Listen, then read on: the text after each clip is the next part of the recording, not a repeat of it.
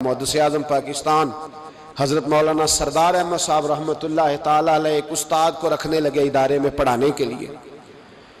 استاد کے ساتھ وظیفہ طے ہوا، سمجھ لیں کہ 10,000 روپیہ تجھے ماہانہ دیں گے، صبح 8 بجے سے لے کر 1 بجے تک تو نے پڑھانا ہے۔ استاد نے سائن کر دیے پڑھاؤں گا، تو آپ فرمانے لگے استاد جی آپ روٹی نہیں کھائیں گے اس دوران؟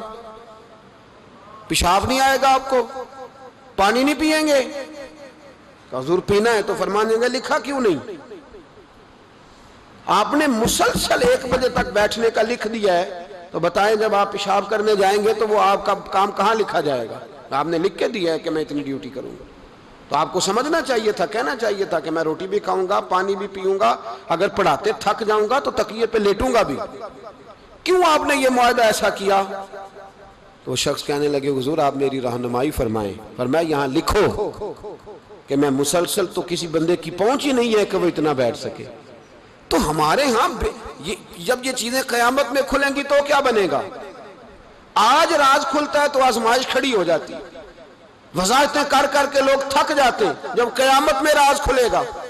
میں تاجر کی بات بعد میں کروں گا، میں سیاستدان کی بات بعد میں کروں گا، میں پہلے پیر صاحب کی بات کرتا ہوں، پہلے علامہ صاحب کی بات، میں اپنی ذات سے شروع کرتا ہوں۔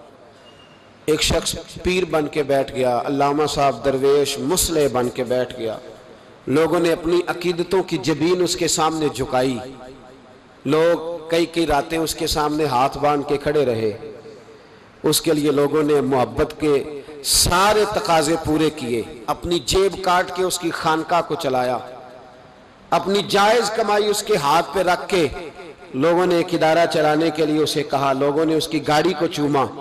میں لاہور میں تھا چند دن پہلے، تو گٹر کے اندر گاڑی کا ٹائر چلا گیا، تو میں نے بچے سے کہا کہ کوئی ایسی چیز منگائی جائے، کوئی لکڑی ایسی ہو جائے جو پیچھے رکھی جائے تو گاڑی کو پیچھے موڑیں گے۔ آپ یقین کریں 5-6 لوگ دوڑے آئے، انہوں نے کہا ہم اٹھاتے ہیں آپ گاڑی پیچھے کریں، تو میں نے کہا کپڑے بھر جائیں، کہنے لگے حضرت صاحب چھوڑیں کپڑے بدل بھی جائیں گے، ہمیں اللہ نے موقع دیا۔ تو ان لوگوں کے منہ تک وہ پانی جا رہا تھا، لیکن وہ گاڑی اٹھا رہے تھے، تو ہم لوگوں نے حساب نہیں دینا ان عقیدتوں کا، ان محبتوں کا جواب نہیں دینا؟ اتنی عقیدت کو شخص کرے کہ وہ گندا پانی منہ تک لے جانا پسند کرے کہ یہ شخص نیک ہے تو میں نے اس کی نوکری کرنی ہے۔ تو اگر وہ شخص جھوٹا ہو، اگر وہ شخص بنا ہوا ہو، اگر وہ اپنا قد اونچا کرنے کے لیے مذہب کا نام استعمال کر رہا ہو، مذہب اس کا مشن نہ ہو، بلکہ مذہب پیسے کمانے کے لیے اس نے اختیار کیا ہو، دولت کٹھی کرنے کے لیے، تو آج تو چلو ٹھیک ہے، لوگ بیچارے عقیدتوں اور محبتوں کا خراج دیتے رہیں گے، لیکن وَحُصِّلَ مَا فِي الصُّدُورِ، جب قیامت میں پردہ کھلے گا، قیامت میں پردہ کھلے گا۔ میں نے کہا تھا کچھ جمعے پہلے، پھر بات دہراتا ہوں، ایک درویش شخص ہیں، وہ کہتے ہیں میں زندگی میں کبھی نہیں کام پا، پر ایک طوائف مجھ پہ راشا طاری کر گئی، طوائف، کہتا ہے میں نے جبہ کبہ پہنا تھا، طوائف میرے پاس سے گزر رہی تھی،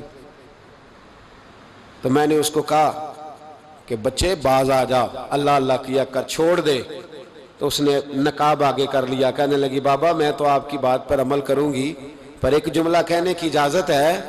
تو میں نے کہا بیٹی کہہ لو، تو کہنے لگی بابا میں تو جو نظر آ رہی ہوں نا وہی ہوں، جو نظر آتی ہوں وہی کہلاتی ہوں، تو بتا تو جو کہلاتا ہے وہ جو نظر آتا ہے وہی کہلاتا ہے کہ کچھ اور بھی ہے؟